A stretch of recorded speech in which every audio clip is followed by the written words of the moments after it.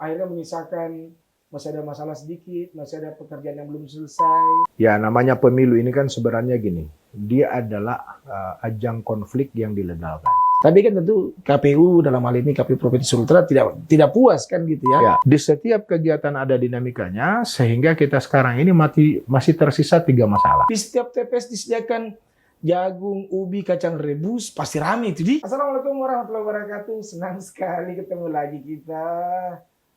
Kembali kita berjumpa dalam program Cucurita. Akrab karena cerita. Wah, ini program baru di kita nih. Jadi kita akan menggali banyak cerita-cerita. Kenapa kita harus bercerita? Biar kita akrab. Karena akrab itu kan konotasinya dengan tahu, lebih dekat kayak gitu. Nah, kebetulan hari ini, kalau kemarin kan kita sudah melewati yang namanya pemilu Pilpres dan Pilcaleg.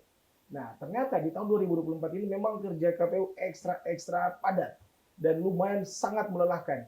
Karena khususnya di daerah lagi, itu akan disusul dengan pilkada serentak.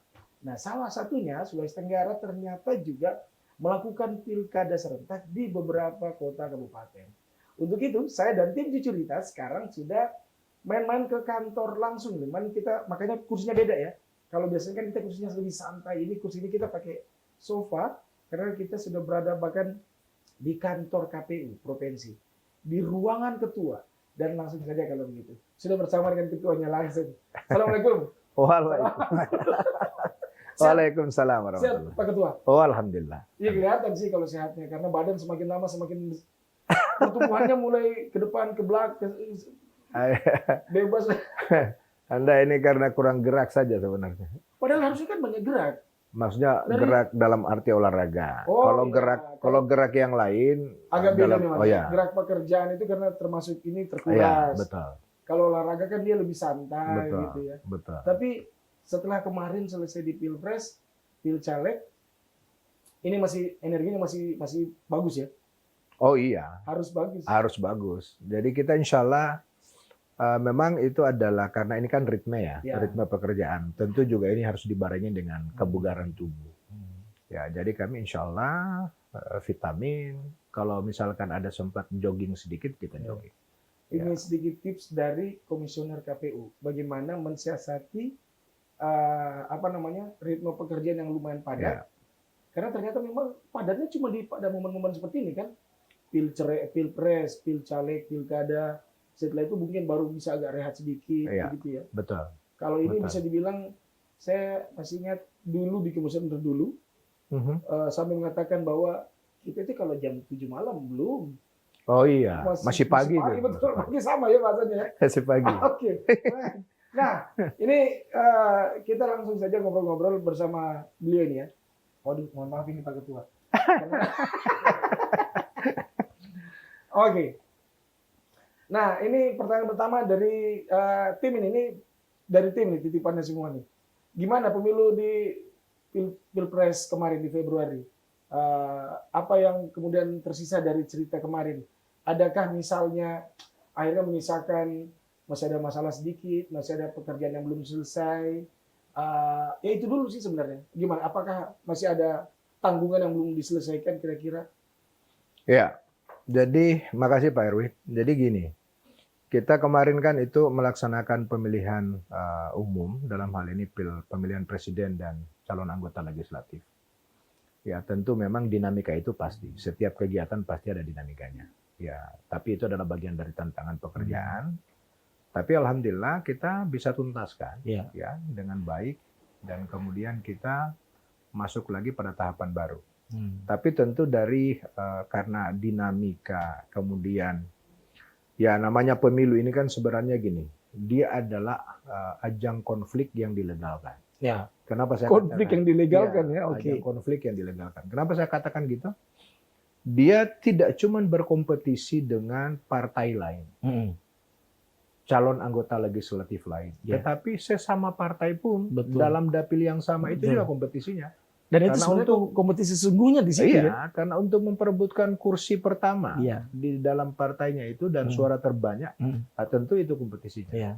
Nah, tetapi dari semua kompetisi ini tentu ada aturannya. Regulasi umumnya adalah Undang-Undang Dasar 1945, kemudian Undang-Undang 7, tentang pemilihan umum, lalu kemudian peraturan KPU yang mengatur secara teknisnya.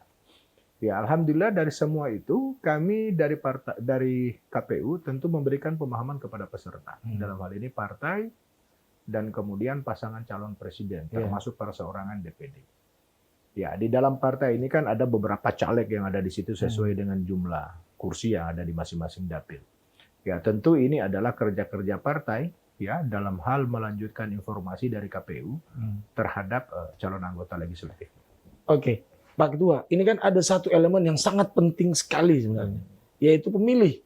Ya. Nah, bagaimana kemudian kalau dilihat dengan pemilu-pemilu sebelumnya, pemilu di Februari kemarin tentang wajib pilih, apakah partisipasi pemilih itu ada peningkatan atau relatif sama dengan yang sebelumnya?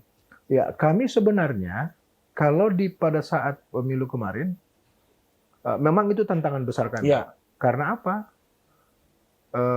Target nasional itu dinaikkan 2 digit. Dari 77,5 menjadi 79,5. Kemudian legacy yang ditinggalkan oleh pimpinan terdahulu itu 81. Alhamdulillah ini tantangan yang 2 ini kami mampu lewati. Ya, jadi sekarang tingkat partisipasi kita kemarin pasca pemilu itu 83,82% untuk Pilpres. Melampaui yang kemarin. Tetapi intinya bahwa dari keseluruhan pemilu itu kita di angka 83. Ya, saya bersama teman-teman yang lain tentu juga dengan teman-teman KPU Kabupaten Kota kami sangat bersyukur karena ternyata di Sultra ya di mana daftar pemilih kita sebanyak 1.867.931 pemilih itu tingkat kesadaran terhadap penyelenggaraan pemilihan umum untuk memilih pemimpinnya di eksekutif maupun legislatif itu sudah mulai sadar terhadap hal itu. Nah, sekarang ini tantangan kami juga pasti akan ke depan menghadapi pilkada ini. Ya, tetapi memang itu yang seperti yang saya bilang tadi di awal, di setiap kegiatan ada dinamikanya sehingga kita sekarang ini masih tersisa 3 masalah. Ya, yaitu kemarin pada saat pasca pemilu dan kemudian dalam regulasinya memang diberikan kewenangan sepenuhnya kepada peserta apabila ada hal-hal yang mereka pikirkan tidak sesuai dengan apa yang mereka lakoni pada saat pemilu. Tentu ruangnya adalah di MK. Ya, kemarin ada 5 kabupaten dalam hal ini yang dilaporkan oleh peserta dalam partai politik dan sekarang tersisa tinggal 3. Kemarin putusan MK itu dismisal ada 2 kabupaten, yaitu Buton Selatan dan Kabupaten Muna. Nah, kemudian sekarang kita insya Allah tanggal 3 itu akan kita ikut lagi sidang. Dalam hal ini Buton Tengah, Partai PAN, kemudian Wakatobi Nasdem, lalu kemudian Bombana PDIP. Nah, ini akan insya Allah kita akan hadapi. Dan kami juga sudah mempersiapkan semua alat bukti termasuk kronologis yang kejadian-kejadian pada saat di pemilu di tanggal 14 Februari yang lalu. Ya mudah-mudahan sih saja doanya kami ke masyarakat Sultra, mudah-mudahan kita bisa tuntaskan semua ini sehingga kita hadapi pilkada ke depan ini dengan baik, mulus, insya Allah, dan kemudian juga akan kita mencapai target partisipasi yang menghampiri. Iya. Ternyata walaupun sudah penetapan juga masih ada masih sambungan itu ya. Masih. Oke, ini kita bicara tentang walaupun sekarang angkanya bisa dikatakan agak meningkat gitu ya. Sudah di angka 83% sekian. Tapi kan tentu KPU dalam hal ini KPU Provinsi Sultra tidak puas kan gitu ya. Nah, ada tidak kemudian upaya untuk kemudian ini bisa ditingkatkan lagi nih. Jangan cuma 83, mungkin bisa lebih tinggi. Kalaupun bisa misalnya sampai 90, wah luar biasa. Nah, upaya-upaya apa yang dilakukan oleh KPU Provinsi? Tentu sekarang ini yang ada di diri kami adalah angka 83 itu. Ya, mudah-mudahan ini kita bisa samakan dengan di pilkada ini. Seperti itu. Ini tantangan. Karena tentu ini akan beda ritme. Ya, betul. Ya. Kalau kemarin kita memilih pemimpin nasional, ini kita memilih pemimpin yang ada di masing-masing daerah.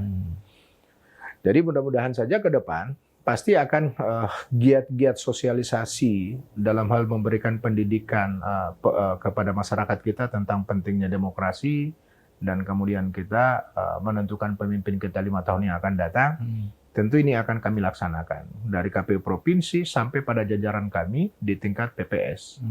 Kami kemarin sudah membentuk atau 6.855 orang PPS yang bertugas di kelurahan dan desa, kemudian 1.105 orang yang bertugas di kecamatan. Ya, tentu ini adalah kami akan pada saat kemarin kami melakukan bintek yang dilakukan oleh teman-teman kami di kabupaten, kami sudah titipkan, beri motivasi mereka dan beri ruang untuk mereka melaksanakan tugasnya sesuai dengan tahapan-tahapan yang ada, sehingga kegiatan ataupun apa yang dilakukan oleh penyelenggara itu bisa tersampaikan di masyarakat sampai ke bawah gitu. Ya, sehingga dengan sendirinya masyarakat itu mau untuk datang ke TPS dan kemudian menyalurkan hak pilihnya. Itu satu. Kemudian yang kedua, bagi masyarakat kita yang belum terdaftar pada pemilu yang lalu, ini kita upayakan pada pilkada yang ini, tentu mereka kita berharap untuk ada partisipasi aktifnya, untuk mau datang menyampaikan kepada PPS kami untuk mendaftarkan dirinya, seperti itu. Nah, sehingga dengan itu memviralkan, kemudian memasifkan sosialisasi itu ke masyarakat, tentu itu yang kita harapkan, sehingga dengan sendirinya masyarakat akan tergugah untuk mau berpartisipasi dalam pemilu ini, pilkada. Saya berpikirnya begini Pak Ketua, kira-kira kalau misalnya di setiap TPS disediakan jagung, ubi, kacang rebus, pasti rame itu di. bisa jadi trik begini, karena kalau ada makan-makannya kan luar biasa. Ya, saya kira juga masukan yang bagus ya. Makan-makan itu betul. Hanya kan yang kita takutkan jangan sampai di situ ada yang nitip. Itu dia. Nah, maksudnya paslon misalkan. Betul. Kalau betul-betul itu selalu ada potensi. Kalau itu betul-betul munculnya dari penyelenggara itu no soal. Iya, betul. Tetapi takutnya jangan sampai ada yang nebeng. Betul. Ya, itu juga yang kita takutkan. Ternyata hati-hatinya ekstra betul ya. Oh iya, harus hati-hati. Iya, karena ini kan. Ya. Nah, sekarang tentang ini kan partai politik juga lumayan banyak ya, walaupun juga mungkin penambahannya tidak terlalu banyak tidak terlalu ramai sekali. Tapi minimal dengan pemilu yang kemarin, yang maksudnya gini Pak Ketua, bagaimana ketaatan partai politik, kemudian tim pasangan calon misalnya, terus kemudian dengan para caleg-caleg itu kemarin menghadapi atau menjalani pemilu itu, apakah mereka semua taat dengan peraturan yang telah diberikan oleh KPU, atau ada juga yang coba-coba begitu, tes-tes ombak istilahnya? Ya, kalau saya membandingkan tingkat ketaatan partai dalam hal ini peserta pada pemilu yang lalu dan pemilu yang baru kita selenggarakan, ini sudah luar biasa ini. Saya tidak pernah lagi kita menghadapi teman-teman dari calon anggota legislatif yang datang di kantor KPU untuk mempertanyakan kenapa baliho saya diturunkan atau apa semua. Dulu di pemilu 2019 saya masih dapatkan itu pada saat saya masih bertugas di Kota Kendal. Dan sampai kita didatangi dan kemudian mempersoalkan itu. Ketika kita jelaskan baru mereka pahami. Alhamdulillah sekarang ini enggak. Kita sedikit landai.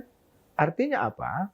Mungkin komunikasi kami dengan LO partai politik dan kemudian LO partai politik ini tersampaikan kepada seluruh calegnya. Nah, itu yang kami kira-kira seperti itu yang ada dinamika itu. Tetapi tentu kalau misalkan gambaran menyangkut tentang hal itu, sebenarnya yang mudah terukur itu pada saat kampanye. Nah, kampanye kemarin ketika kita menyampaikan titik-titik penempatan alat peraga kampanye kepada seluruh peserta, itu kelihatannya dipatuhi kemarin. Memang ada beberapa memang temuan Bawaslu, tetapi ketika Bawaslu menyampaikan informasi itu kepada KPU, kami langsung menyurati teman-teman peserta dan kemudian mereka langsung turunkan. Ya, jadi dinamika-dinamika yang itu termasuk juga kampanye terselubung itu kecil sekali kami dapatkan terhadap hal itu. Jadi menurut kami adalah masyarakat kita, baik itu peserta maupun sebagai pemilih, itu sudah mulai dewasa. Sudah mulai tinggi. Sudah mulai dewasa untuk menghadapi penyelenggaraan pemilu itu. Karena ya itu buktinya kemarin. Kita di kampanye itu boleh dikata tidak seperti di 2019 yang lalu. Iya, iya, iya. Ya, kita beberapa kali direkom oleh Bawaslu terhadap apa yang dilakukan oleh teman-teman kami di sebagai peserta. Ya, karena mungkin bisa jadi adalah kelalaian dari KPU sebagai penyelenggara teknis tidak tersampaikan kepada peserta. Iya. Nah, tapi di pemilu 2024 ini alhamdulillah. Nah, kalau kemarin kan kita bisa, ya mungkin karena pilpres, pilcaleg tidak terlalu membutuhkan kampanye di ruang terbuka. Nah, kalau ini pilkada, mungkin akan berpotensi akan lebih banyak misalnya kampanye-kampanye atau rapat-rapat di ruang terbuka itu di lapangan-lapangan. Ini kan pasti juga akan beda gitu ya, Pak Ketua ya. Sebenarnya ruang itu sama, hanya kan yang menjadi soal itu karena sebagai contoh misalkan pasangan pilpres. Iya. Ya, pasangan pilpres karena dapilnya itu adalah Indonesia. Iya. Dia lebih luas, tidak akan mungkin bisa dijangkau oleh pasangan calon itu datang di 38 provinsi. Iya. Kan tidak mungkin ya akan didatangi semua gitu. Nah, tentu karena ini dapilnya Indonesia yang sangat luas, beda perlakuannya dengan pemimpin daerah yang ada di tingkat provinsi maupun kabupaten kota. Iya. Masing-masing sudah punya masa pendukungnya sudah masing-masing. Ya, tentu ini pasti gesekannya lebih keras. Iya, itu dia. Gesekannya lebih keras karena pemimpin daerah yang sudah masing-masing punya konstituen gitu. Iya. Ya, tapi kami tetap optimis, namanya juga penyelenggara tetap optimis terhadap hal itu. Kami akan betul-betul melaksanakan penyelenggaraan pemilihan kepala daerah serentak ini sesuai dengan regulasi, dan kemudian kami berharap kepada seluruh peserta nantinya juga harus memahami dan menaati aturan-aturan yang kami sudah sampaikan ya kepada semua peserta nantinya. Tapi kan ini nanti kita untuk peserta pun juga masih lama ini mereka mendaftar. Nah, Pak Ketua, ini kan kita sekarang beranjak ke yang mau dihadapi besok-besok ini tentang pilkada ke depan. Bagaimana persiapan KPU ini menjelang pilkada? Sebenarnya gini, kami ini tahapan pilkada sudah masuk. Ya, sejak keluarnya PKPU nomor 2 tahun 2024 itu sudah mulai kami bekerja. Hanya memang masih ada juga di penghujung pemilu, ya, penyelenggaraan pemilu ini masih ada tersisakan beberapa hal, ya terutama tentang perselisihan hasil pemilihan umum di Mahkamah Konstitusi. Jadi di sisi lain kami konsen terhadap pemilu ini di penghujung, kami juga konsen di tahapan awal pilkada. Ya, tapi tentu sekarang kita di pilkada ini berdasarkan tahapannya. Kami sudah menuntaskan beberapa. Satu, di tahapan persiapan untuk pembentukan badan ad hoc. Ini sudah tuntas. Sekarang teman-teman kami di kabupaten kota lagi berdiskusi dengan pemerintah setempat, termasuk lurah dan desa, untuk kesiapan kesekretariatan. Tinggal itu sekarang. Kemudian yang kedua sekarang untuk calon perseorangan. Calon perseorangan ini untuk dukungan minimalnya ini sudah tersampaikan di KPU. Sekarang masih dalam proses verifikasi administrasi. Nah, ini harus disimak baik-baik ini ya, biar tidak salah informasinya. Sekarang ini sementara verifikasi administrasi untuk paslon perseorangan. Kita di Sultra itu ada 5 kabupaten. Ya, dalam hal ini Bombana itu 2 paslon, 2 bakal calon, kemudian Buton 2 bakal calon. Lalu kemudian Bau-Bau 1 bakal calon, Kolaka 1 bakal calon, dan kemudian Mona Barat 1 bakal calon. Itu dari independen? Independen. Luar biasa ya. Ya. Kita untuk di beberapa kabupaten lain termasuk provinsi itu kemarin enggak ada yang memasukkan dukungan minimalnya. Terus kalau misalnya kayak kabupaten gitu minimal dukungan itu bagaimana Pak Ketua untuk bisa dinyatakan lolos secara administrasi untuk ikut bertarung?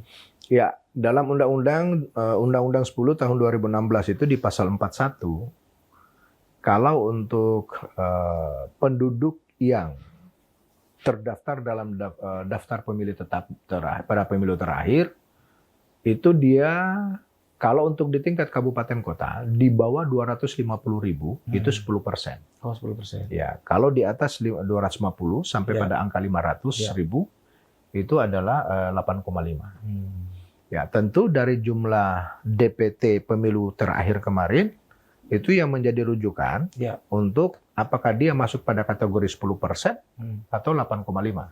Tetapi kemarin kami sudah hitung seluruh kabupaten kota di 17 kabupaten kota di Sultra itu masih di angka 10%.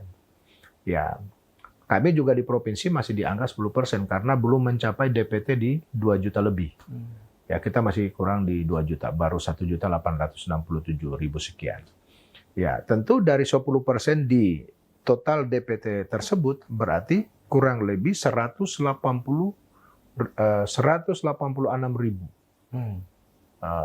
sekian gitu. Ya tentu ini bukan angka kecil dukungan itu, karena di situ tidak boleh ASN, tidak boleh TNI Polri, tidak boleh penyelenggara PPK PPS, tidak boleh anggota KPU dan Bawaslu itu tidak boleh. Ya termasuk sekretariatan tidak boleh. Murni jadi masyarakat ya, jadi murni masyarakat yang betul-betul bebas dari hal itu. Termasuk juga perangkat desa, kepala desa maupun perangkat desa yang ada di. Tidak boleh Untuk memberikan dukungan, termasuk pejabat-pejabat yang ada di BUMN maupun BUMD. Itu tidak boleh. Ya, sehingga memang ini agak kesulitan memang masyarakat kita. Makanya saya sangat luar biasa kepada 7 bakal calon tadi untuk di 5 kabupaten itu bisa memasukkan. Ini kan cerita baru nih, ada dua bakal calon independen kan Pak Ketua ya? Iya, yang sementara biasanya kan paling cuma satu. Iya, ini sementara diverifikasi administrasi nih. Ya mudah-mudahan mereka bisa melampaui semua itu. Karena pasca verifikasi administrasi itu masih ada tahapan berikutnya lagi. Itu kita faktual. Iya. Jadi faktual itu modelnya sensus. Kita datangi langsung. Ini yang kurang kerja berat juga nih. Sekian ratus ribu itu yang harus disensus itu. Ya harus difaktual. Tapi kan kami dengan terbentuknya ad hoc kami di tingkat kecamatan maupun kelurahan dan desa, tentu ini adalah yang membantu kami untuk melakukan verifikasi. Kalau tahapan sendiri Pak Ketua, apakah ada perbedaan tahapan yang pilkada sebelumnya dengan pilkada yang kali ini? Kalau tahapan sih enggak, karena masih dalam undang-undang yang sama. Ya, paling mungkin nanti di PKPU maupun keputusan KPU itu nanti akan menyesuaikan dengan perkembangan zaman. Ya tentu di pemilihan gubernur untuk Sultra di 2018 yang lalu, tentu itu pasti juga akan berbeda nanti di peraturannya di tahun 2024 ini. Kita terakhir di seluruh Indonesia itu pilkada di 2020. Kita di Sultra ada 7 daerah. Ya salah satunya Wakatobi, kemudian Kolaka Timur, ya, Konawe Utara, Konawe Selatan, kemudian Konawe Kepulauan. Ikut juga semua di tahun ini? Oh, itu ikut semua. Berarti yang kemarin menjabatnya cuma 4 tahun ya? Ya, itu sudah diatur dalam regulasi. Nah, adakah tidak kemudian Pak Ketua perubahan per KPU menjelang untuk khusus pilkada misalnya? Satu gini, terhadap PKPU pencalonan maupun PKPU untuk pemutakhiran daftar pemilih, ini kan belum, sementara masih dalam harmonisasi di DPR. Yang baru keluar itu baru PKPU tahapan. Ya, kami tidak tahu ke depan, tetapi pada saat kami rapat kerja itu memang ada beberapa perubahan-perubahan. Ya, sekali lagi bahwa akan disesuaikan dengan perkembangan teknologi, ya. Karena kan tentu di setiap tahun pasti ada perkembangan-perkembangan yang harus yang akan di. Berarti Sirekap ini masih tetap jadi favorit ya? Oh iya, Sirekap ya. Kan sebenarnya begini, Sirekap itu adalah alat bantu. Iya. Alat bantu KPU dalam bekerja. Sekaligus juga untuk memudahkan para masyarakat kita untuk bisa updating terhadap informasi-informasi pasca pemungutan dan penghitungan yang ada di TPS. Berarti bisa dikatakan bahwa ini juga jelang pilkada, masyarakat boleh buka kembali Sirekap ya, untuk memastikan oh ya saya masih tetap terdata ini. Oh lain dia. Oh gitu ya? Kalau Sirekap itu hasil pemungutan dan perhitungan, sistem informasi rekapitulasi. Tapi kalau yang tentang updating dalam pemilih itu adalah Sidali. Oh Sidali, Sidali. Sistem informasi daftar pemilih. Dan itu bisa diakses oleh masyarakat kan? Bisa. Berarti mereka harus cek ulang. Cek ulang. Itu tadi yang cek DPT online itu. Itu tinggal dia ketik nomor induk KTP yang bersangkutan, itu akan keluar nanti. Kalau misalnya sebutlah, kenapa tiba-tiba hilang? Lapornya ke? Ini yang harus kami berikan pemahaman kepada masyarakat. Jadi jumlah DPT di pemilu itu berbeda dengan jumlah DPT di pemilihan kepala daerah. Di pemilu kemarin di PKPU itu adalah paling banyak pemilih di setiap TPS itu adalah 300. Iya. Nah, sekarang di pilkada itu paling banyak pemilih di setiap TPS itu adalah 800. Oh. Iya, seperti itu. Di setiap TPS 800. 800 paling banyak. Tetapi tentu akan kami kembali lagi rujukannya adalah kami akan tetap melihat tentang demografi dan geografis dari daerah itu. Oh, sebentar Pak. Itu alasannya kenapa sampai jumlahnya bisa sampai jauh begitu? Iya kan, kalau di pemilu kan ada 5 surat. Oke. Lalu kemudian surat caleg calon anggota legislatif itu kan Ya, lebar betul, gitu kan. Betul. Ya, karena di 18 partai politik sebagai peserta. Iya. Lalu kemudian beberapa calon anggota legislatif sesuai dengan jumlah kursi di masing-masing daerah pemilihan. Kalau di pilkada kan tinggal kita lihat berapa calon dia, berapa pasangan. Iya. Apakah 5 pasangan, 4 pasangan, 3 pasangan, atau head to head. Iya. Dan apakah bisa juga lawan kota kosong. Iya. Karena di undang-undang juga dimungkinkan seperti itu. Jadi lembarannya dia tidak terlalu banyak. Kecil-kecil sama dengan Pilpres kemarin. Ya, paling mungkin kalau Pilpres kemarin itu cuma 3 pasang. Iya. Ya, jangan sampai di kepala daerah mungkin ada 4 atau 5 pasang. Iya. Karena itu tentu akan disesuaikan dengan distribusi partai yang akan dilakoni oleh teman-teman bakal calon. Iya. Ya, dan kemudian calon perseorangan tadi. Kalau seandainya dalam verifikasi administrasi dan faktual itu bisa lolos. Oke. Ya. Nah, Pak Ketua ini kan juga sempat ada informasi, makanya sekalian saya mau konfirmasi nih tentang apakah betul ada PKPU yang berbicara tentang cuti untuk seorang pejabat kepala daerah atau anggota legislatif, misalnya yang tiba-tiba mau ikut bertarung di pilkada itu gimana? Ya, kalau di undang-undang itu begini, pada pasal 7, kalau saya tidak salah ingat, di ayat 2 pada huruf S, itu kalau tidak salah. Jadi anggota DPR RI, DPD RI, DPRD provinsi dan kabupaten kota. Iya. Ya, anggota. Berarti kalau anggota itu kan sudah dilantik dia. Iya. Ya, itu harus mengundurkan diri. Oh. Itu satu. Oke. Jadi yang kita pilih dulu ya. Iya. Kita pilih dulu. Ini anggota DPR dulu. Nah, anggota DPR dulu. Anggota DPR yang hasil pemilu di 2019 kemarin, itu tentu sudah mundur. Iya. Kemudian anggota DPRD hasil pemilu di 2024, pasca mereka berdasarkan akhir masa jabatannya. Iya. Kalau kita merujuk pada PKPU 2, pendaftaran ini kan 27-29 Agustus. Oke. Kemudian penetapannya itu 22 September. Nah, ketika penetapannya di 22 September, pada saat kami rakur kemarin, yang di bawah tanggal 22 September, akhir masa jabatan di anggota DPRD Provinsi Kabupaten Kota se-Indonesia, ini sudah harus mundur. Ya. Kemudian yang pelantikan di atas penetapan tanggal 22 tadi, ini kami belum berani menyampaikan hal itu, walaupun di media massa maupun media sosial, pimpinan kami sudah berbicara terhadap hal itu. Tetapi kami menunggu dulu PKPU pencalonan. Kalau memang PKPU pencalonan, ada satu pasal yang menyatakan bahwa anggota DPRD hasil pemilu 2019 dan pemilu 2024 yang dilantik maupun tidak dilantik, yang belum dilantik, itu sudah harus mengundurkan diri, ya tentu pasti akan kami sampaikan ke peserta. Tetapi untuk sementara ini yang kami sampaikan adalah yang akhir masa jabatan di bawah tanggal 22 September. Oke. Seperti itu. Nah, ini caleg. Ini kalau caleg. DPR ini.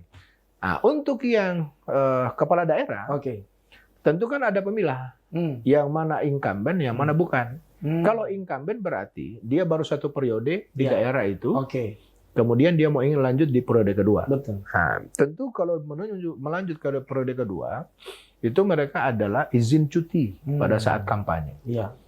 Izin cuti. Pada Nanti saat akan kampanye. pada saat kampanye. Kalau untuk Cuma khusus di tahapan kampanye. Di tahapan kampanye. Oke. Iya. Khusus untuk dengan catatan bahwa dia tidak menggunakan pada saat cuti itu fasilitas negara. Oke. Ya, jadi tidak boleh menggunakan kendaraan, kemudian menginap di rumah dinas. Kan harus keluar dia. Harus keluar dulu. Oke, Karena kan ada rumah pribadi. Iya. Seperti itu. Nah, itu untuk incumbent. Ya, tentu ada beberapa rambu-rambu. Nah, bagi yang di tingkat kabupaten kota, tentu izinnya itu ke gubernur. Hmm. Kemudian bagi calon gubernur itu izinnya ke Kementerian Dalam Negeri. Oh gitu langsung. Ya. Nah, kalau seperti statusnya penjabat, Hmm. penjabat bupati kah, penjabat wali kota kah, penjabat gubernur kah, itu kan mereka statusnya bukan apa namanya? Mereka ASN kan itu. ASN. Nah, kalau misalnya mereka itu yang kemudian berubah pikiran, saya mau maju di pilkada ini, itu gimana itu? Ya, dia itu kan dua. Iya, Dia sebagai penjabat karena Iya. status dia sebagai ASN. betul. Kan gitu. Iya. Dalam surat Mendagri yang terakhir, Hmm. untuk para penjabat itu sudah harus menyampaikan surat pengunduran dirinya itu 40 hari sebelum tahapan pencalonan dimulai. Sebagai penjabat. Sebagai penjabat. Oke. Sekaligus sebagai ASN. ASN, nah itu dia. Ya, Bang. gitu. Jadi pada saat nanti pada pendaftaran di tanggal 27 Agustus, ya 27 sampai 29 Agustus itu, Iya. teman-teman penjabat, Hmm. ya karena ketentuan dari surat Kementerian Dalam Negeri itu 40 hari, berarti kalau 27 di bulan Juni, Oh Juni. ya kemudian turun berarti tanggal 17.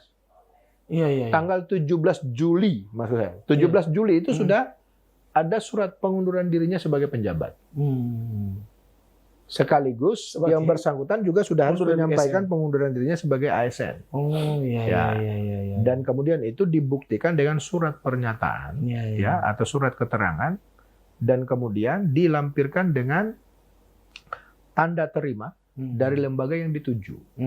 Misalkan kalau dia di Kementerian Dalam Negeri, tentu surat permohonan untuk pengunduran diri dan cuti dan pensiun Ya. ya atau pengunduran diri sebagai ASN tentu itu sudah disampaikan kepada kami dalam bentuk surat yang dibuat oleh yang bersangkutan pasangan calon tersebut termasuk tanda buktinya apakah betul sudah diserahkan apa belum. Iya. Jadi harus jangan sampai juga itu cuman bahwa saya sudah serahkan padahal Iya. belum kan gitu sehingga harus dilampirkan dengan tanda bukti itu.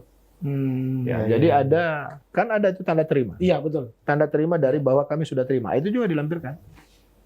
Nah, sebagai kepastian hukum bahwa yang bersangkutan itu betul-betul sudah mengajukan Tapi- surat pengunduran diri. Kalau tanda terima kan berarti sebutlah misalnya baru diterima, ada tanda terimanya, tapi belum diproses. Ya kan ini kan masih dalam tahap pencalonan. Oke. Setelah itu untuk penetapan kan nanti di 22 September tadi. Iya. Tentu di range waktu Iya. dari 29 menuju ke 22 ini kerja-kerja KPU untuk memverifikasi. Oh iya. Jadi Sekali. sudah harus pasti bahwa Ya. ternyata sudah terproses Sudah. pengunduran dirinya. Ya. Tentu akan kami menuju ke lembaga yang dituju Iya, untuk iya, kami iya. lakukan verifikasi. Iya. Klarifikasi maksudnya. Nah ini penting ya untuk diketahui supaya semuanya tetap taat dengan aturan karena KPU sudah membuat per KPU-nya, jadi siapapun itu harus taat. Mau dia yang status ASN, statusnya sebagai pejabat atau penjabat, pokoknya tertib lah gitu ya. Ya, kita harap begitu. Ya, Pak Ketua, ini menjelang Pilkada 2024 kira-kira ada tidak misalnya kayaknya kita akan kerepotan di sisi ini nih. Ada nggak kira-kira seperti itu? Terbaca tidak misalnya kita akan kesulitan di bagian ini? Iya, sebenarnya kalau kita coba flashback ke belakang ya, di setiap tahapan itu tentu ada Ya. dinamika-dinamika Ya. gitu. Tetapi kalau di pemilu kemarin kami dinamikanya itu di saat proses pencalonan. Itu dinamikanya. Karena ini keterlibatan partai politik terhadap semua calon anggota legislatifnya dalam hal untuk syarat dari calon tersebut. Nah, tetapi kalau untuk di pilkada ini tentu ini tentang hal itu tadi dinamikanya sedikit kecil karena pesertanya kan sedikit terbatas, beda dengan pilcaleg gitu. Nah, tetapi tentu ini kemampuan dari teman-teman LO-nya, penghubungnya dari calon ke KPU. Ya, kalau sebaiknya sebenarnya penghubung itu betul-betul kita harapkan adalah semua informasi dari KPU itu tersampaikan ke calonnya. Seperti itu. Ya, terutama misalkan kayak apakah itu sudah harus tersampaikan tentang laporan kekayaannya yang dikeluarkan oleh lembaga terkait. Iya. Kemudian juga tentang tidak punya hutang piutang. Ya, seperti itu. Itu juga sudah harus tersampaikan. Dan yang keluarkan juga adalah lembaga yang terkait. Banyak hal di dalam syarat calon itu yang harus disampaikan kepada KPU nantinya pada saat pendaftaran. Ya, termasuk juga dari pasangan-pasangan tersebut yang dipasangkan oleh partai politik ataupun gabungan partai politik. Ini sudah harus ada rekomendasi. Ya, dari pimpinan partai politik di tingkat pusat yang ditandatangani oleh ketua DPP-nya dengan sekjennya. Itu sudah harus tersampaikan ke KPU pada saat pelantikan, pada saat pendaftaran. Ya. Kemudian paling yang punya dinamika besar itu adalah nanti pada saat distribusi logistik. Itu di setiap pemilu, setiap pilkada pasti itu. Nah, tapi kan kemarin makanya saya bilang kalau kita flashback ke belakang, di bulan Februari kemarin itu kan pihak BMKG itu sudah mengeluarkan beberapa informasi-informasi terhadap kondisi cuaca atau iklim kita yang tidak baik. Ya, misalkan seperti kami pada saat distribusi logistik di Buton Selatan, di salah satu kabupaten di Kecamatan Batu Atas. Itu kan yang terjauh itu. Kemudian di Kecamatan Runduma. Tapi alhamdulillah itu kita bisa lewati semua tuh. Ya, kita berharap mudah-mudahan ini cuaca di bulan November, ya di bulan Oktober Oktober ke November gitu. Ini mudah-mudahan sudah mulai landai gitu, sudah mulai membaik. Ya, kalau seperti itu adanya, insya Allah itu akan dengan mudah kita salurkan. Gitu. Itu yang sempat diidentifikasi kemungkinan ya. Iya. Jadi kalau semuanya sesuai, insya Allah semuanya lancar-lancar. Insya Allah semua lancar.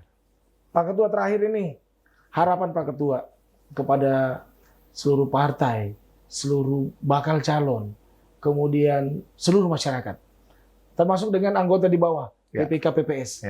Harapannya gimana? Ya, saya ke anggota dulu ya. Siap, silakan. Iya, saya berharap kepada teman-teman anggota PPS, KPPS, dan PPK, ya termasuk anggota KPU Kabupaten Kota, ini betul-betul mari kita patuhi. Ya, di Undang-Undang 7 tahun 2017 itu di pasal 3 menyangkut tentang prinsip-prinsip penyelenggara.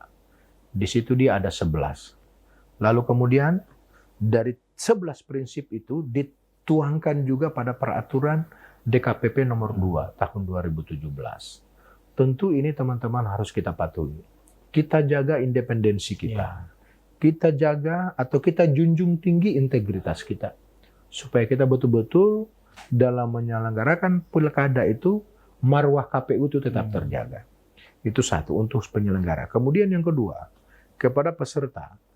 Dalam hal ini pasangan calon yang dicalonkan oleh partai atau gabungan partai politik, saya sangat mohon kepada bakal calon atau calon yang nanti akan ditetapkan oleh KPU Provinsi dan KPU Kabupaten Kota, betul-betul kita memahami dan mematuhi rambu-rambu yang sudah disampaikan oleh KPU maupun Bawaslu.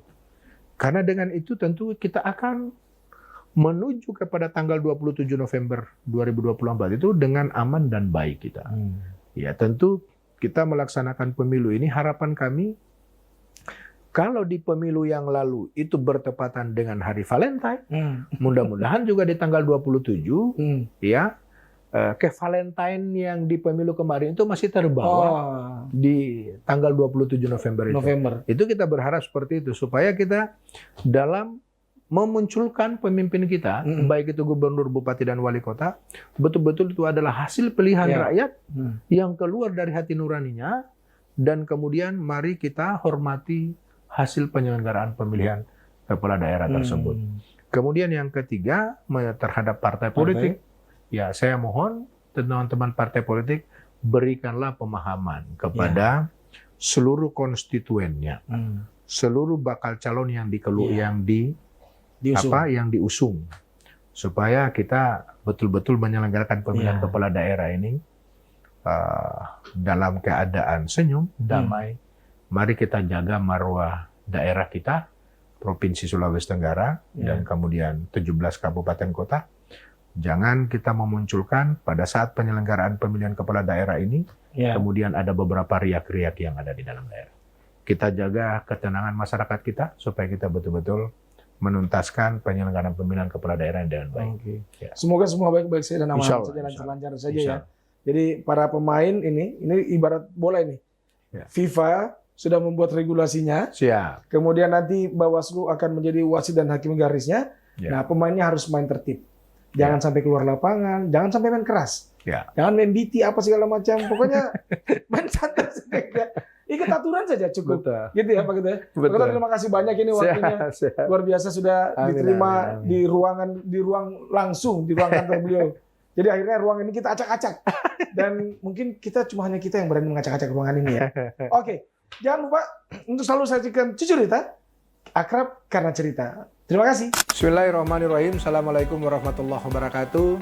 Saya selaku Ketua KPU Provinsi Sulawesi Tenggara memintahkan kepada seluruh masyarakat Provinsi Sulawesi Tenggara untuk nonton terus acara Cucurita, akrab karena cerita. Karena tentu di dalam Cucurita ini banyak sekali ilmu yang kita dapatkan dari beberapa narasumber yang mereka hadirkan. Demikian, billahi taufiq wal hidayah. Assalamualaikum warahmatullahi wabarakatuh.